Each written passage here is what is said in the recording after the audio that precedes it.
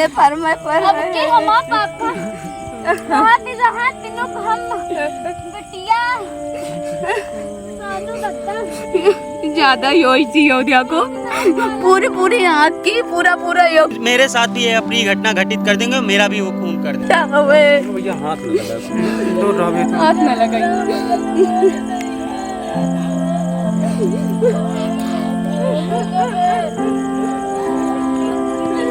Sir आपको भी क्या कोई पूर्व में कोई धमकी मिली इस तरह अरे की? सर बहुत बार धमकी मिली कि तुम अधिवक्ता हो, क्या कर लोगे, मेरी भी पहुंच बहुत है, विधायक हूँ मैं खुद पैसे से अधिवक्ता हूँ, क्या कर लोगे हमारा, 2 मिनट में तुमको उखाड़ के फेंक देंगे साले पासी, तुम पासी ही रहोगे और ठाकुर नहीं बन पाओगे कभी।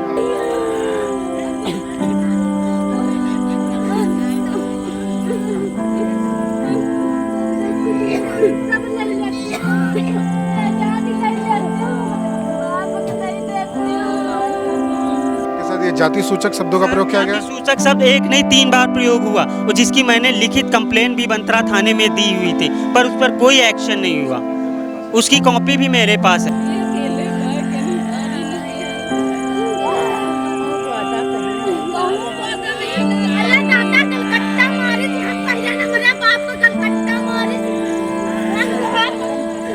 यदि आप क्या कार्रवाई चाहते हैं, सरकार से क्या उम्मीद लगा के बैठे हैं? सर मैं ये चाहता हूँ उनकी तुरंत उनकी अरेस्टिंग की जाए, ताकि मेरे परिवार और मेरी जान माल का खतरा जो मंडरा रहा और मुझे सुरक्षा प्रदान की जाए, क्योंकि सर वो पॉलिटिकल अप्रोच उनकी बहुत ज़्यादा, विधायक से लेकर कमिश्नर तक उनकी पहुंच है।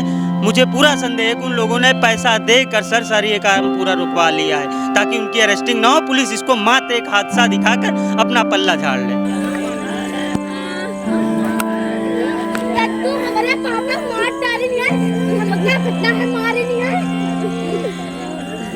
ऐसा ना तू हुआ टट्टर पलटा हुआ कितने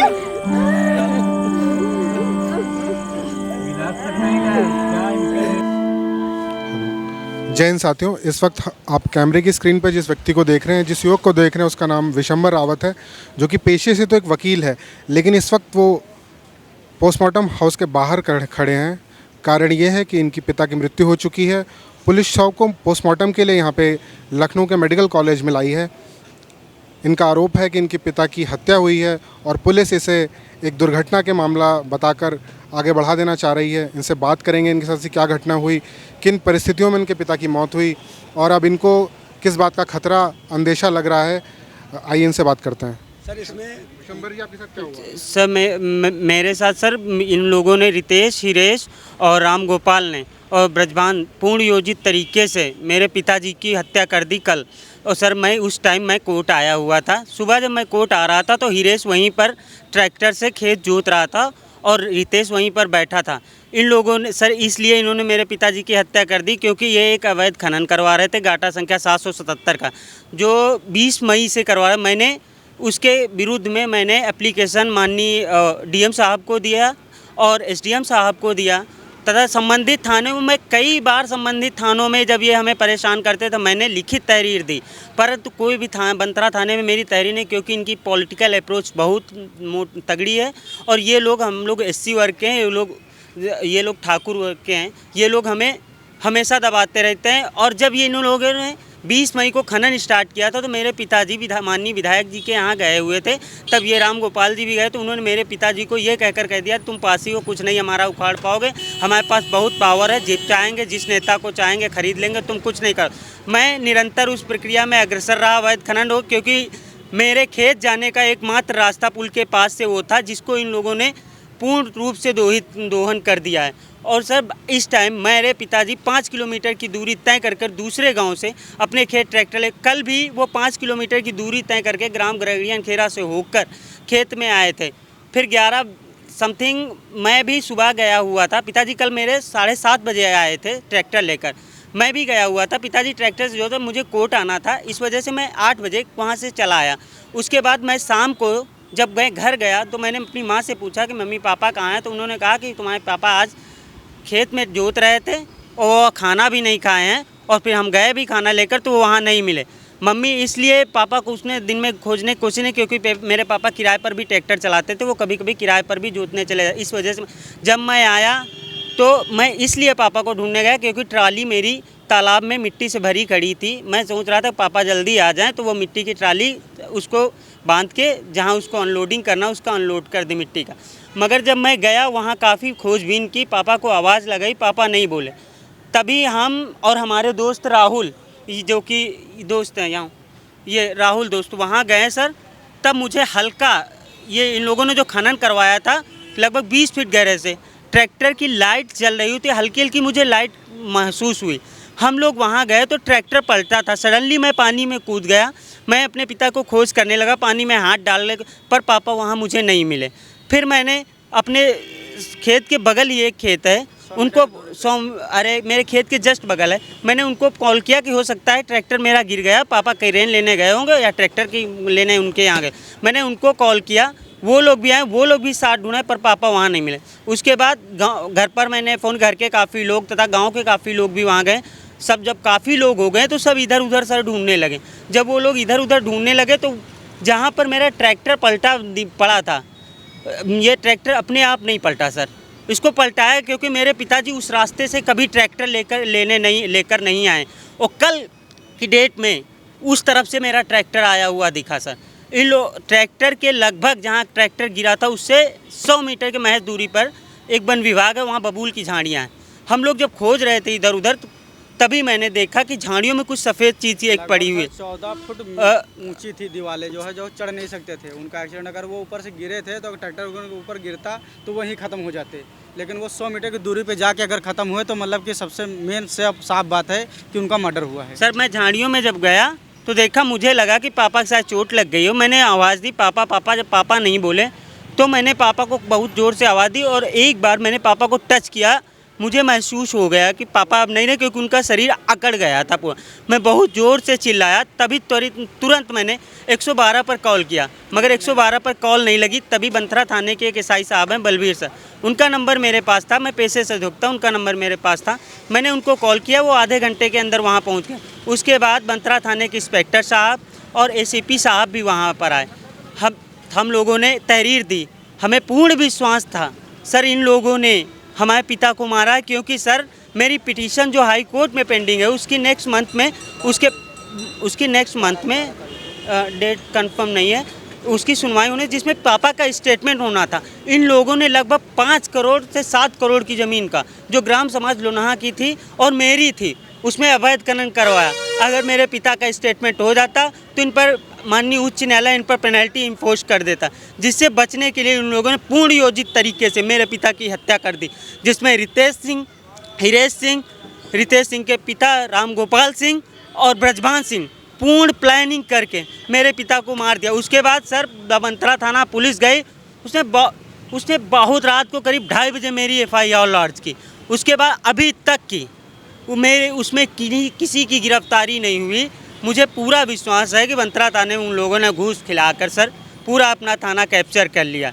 आप अधिवक्ता हैं, इतने गंभीर हत्या के आपने आरोप लगाए हैं, तो पुलिस ने गिरफ्तारी नहीं करी, आपने ये बात उनसे बोली नहीं कि आप गिरफ्तार क्यों नहीं कर? सर मैंने अभी सर मैं कल रात से बोल रहा कि आप पहले प्रायोरिटी दीजिए, उनकी गिरफ्तारी करिए। पुलिस मुझे आश्वासन दे देती है कि PM हो जाने दो, और सर PM देखिए अभी समय 4 बज रहा है, अब हो रहा है, जबकि डेड बॉडी कल रात को 2:30 बजे ही यहाँ आ गई है मर्चरी हाउस। PM के रिपोर्ट उन्होंने कागज़ लगभग 12 बजे का टाइम दिया था, उन्होंने मुझे 1:45 पर PM के कागज़ बना के संबंधित थाने ने मुझे दी। और उसके बाद जैसे ही मैं चलने लगा तो वह मुझसे कह रहे हैं चलो उनका घर बताओ चल के, जिन लोगों ने हत्या की। सर अब बताइए मैं उनका घर बताऊँ? मुझे खुद जान मान का खतरा, मैंने उन पर आरोप लगाया, अगर उन्हें अरेस्ट ना किया गया तो मेरे साथ भी ये अप्रिय घटना घटित कर देंगे, मेरा भी वो खून कर देंगे। सर आपको भी क्या कोई पूर्व में कोई धमकी मिली इस तरह की? सर बहुत बार धमकी मिली कि तुम अधिवक्ता हो, क्या कर लोगे, मेरी भी पहुंच बहुत है, विधायक हूँ, मैं खुद पैसे से अधिवक्ता हूँ, क्या कर लोगे हमारा, 2 मिनट में तुमको उखाड़ के फेंक देंगे, साले पासी, तुम पासी ही रहोगे और ठाकुर नहीं बन पाओगे कभी। आपके साथ ये जाति सूचक शब्दों का प्रयोग किया गया? जाति सूचक शब्द 1 नहीं 3 बार प्रयोग हुआ, और जिसकी मैंने लिखित कंप्लेन भी बंथरा थाने में दी हुई थी, पर उस पर कोई एक्शन नहीं हुआ। उसकी कॉपी भी मेरे पास है। अभी आप क्या कार्रवाई चाहते हैं, सरकार से क्या उम्मीद लगा के बैठे हैं? सर मैं ये चाहता हूँ उनकी तुरंत उनकी अरेस्टिंग की जाए, ताकि मेरे परिवार और मेरे जान माल का खतरा जो मंडरा रहा, और मुझे सुरक्षा प्रदान की जाए, क्योंकि सर वो पॉलिटिकल अप्रोच उनकी बहुत ज़्यादा, विधायक से लेकर कमिश्नर तक उनकी पहुंच है। मुझे पूरा संदेह है कि उन लोगों ने पैसा देकर सर ये काम पूरा रुकवा लिया है, ताकि उनकी अरेस्टिंग ना हो, पुलिस इसको मात्र एक हादसा दिखाकर अपना पल्ला झाड़ ले। सर जबकि आपने क्या क्षेत्रीय विधायक राजेश्वर सिंह से शिकायत करी, उनको बताई अपनी समस्या? सर मैंने बाई पोस्ट किया था सर उनको, पर वो पापा गए भी थे सर उनके यहाँ, पर पापा को नहीं मिलने दिया गया। किसने किसने मिलने से रोका? सर मेरे पापा जब गए थे तो वहाँ से राम गोपाल सिंह पहले से मौजूद थे। उन्होंने मेरे पापा को बाहर से खदेड़ दिया, कहा कि तुम यहाँ पासी साले शिकायत लेना, वो भी राम गोपाल सिंह के खिलाफ लेकर लेने आए हो शिकायत।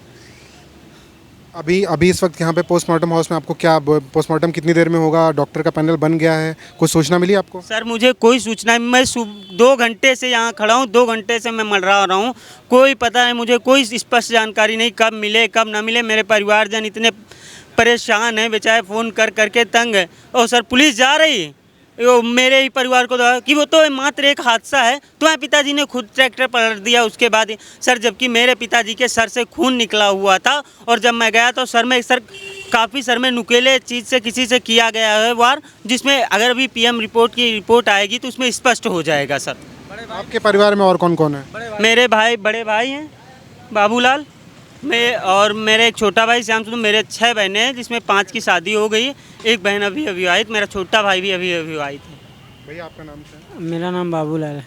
बाबूलाल जी, आपको घटना का कुछ सूचना मिली? आप सूचना हम घर में थे, भाई ने हमें फ़ोन करके बताया, ट्रैक्टर पलट गया। अब मैं वहाँ दौड़ के पहुँचा, तब देखा कि वहाँ ट्रैक्टर पलटा हुआ, पिताजी मरे पड़े हुए हैं। क्या बॉडी पे आपको कोई ऐसा निशान मिला, कोई चोट का आपको शंका हो कि मतलब ये हत्या है? खून बह रहा था, बॉडी ऊपर खदान के ऊपर पड़ी हुई थी, जो कि उसमें खदान 20 फुट था। एक नॉर्मल इंसान भी उस पर चढ़ने में सर, एक नॉर्मल इंसान, हम या नॉर्मल इंसान जो स्वच्छ हो वो भी नहीं चढ़ सकता उससे। तो एक अगर सपोज दैट अगर हादसा होता तो एक एक्सीडेंटल आदमी कैसे उस पर चढ़ सकता सर? और चढ़ने के बाद अगर वो जब ट्रैक्टर पलटा था तो नीचे पानी था, चला था। मेरे पापा के कहीं भी शरीर में कोई चहला या कीचड़, कोई पैर हाथ में नहीं लगा। और सर उनके हाथ पैर में डंडे से मार के निशान थे जो स्पष्ट रूप से रात में दिख रहे थे मुझे। आपके यहाँ गांव के कुछ और लोग होंगे, व्यक्ति होंगे जो ये बोल सके कि वहाँ पे इस तरह घटना हुई, आपको डांटा गया, धमकाया गया? सर गांव के अगर आपके साथी कोई हो तो?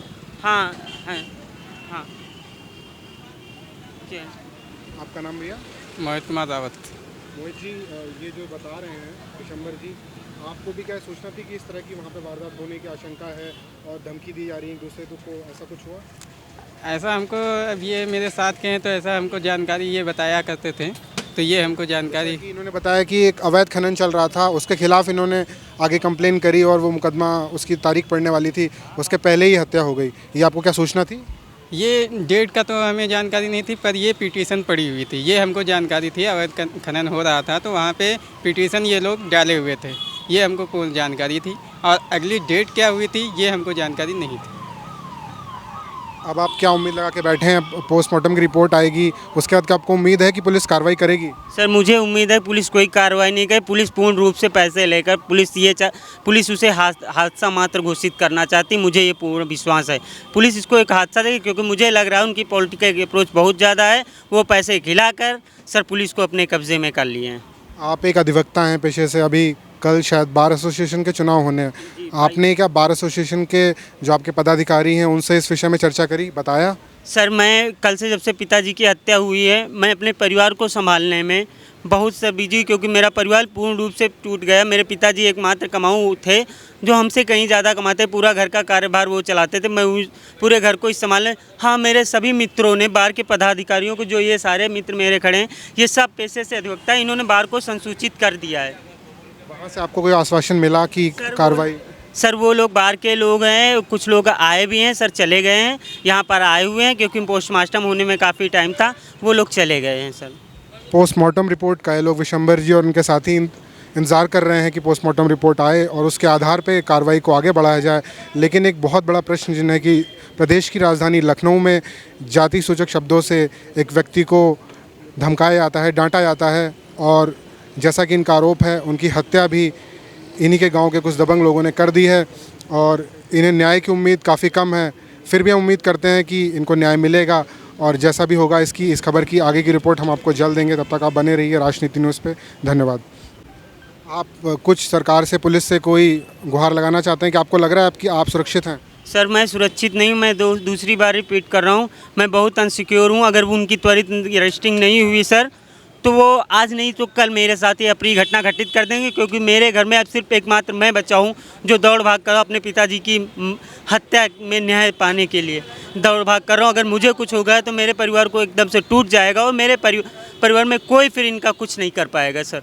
इसलिए मैं चाहता हूँ कि मुझे सुरक्षा प्रदान की जाए और इन लोगों की तुरंत गिरफ्तारी की जाए सर। सर इनके पास लाइसेंसी बंदूक भी है, सब कुछ है, मुझे सुरक्षा प्रदान की जाए सर।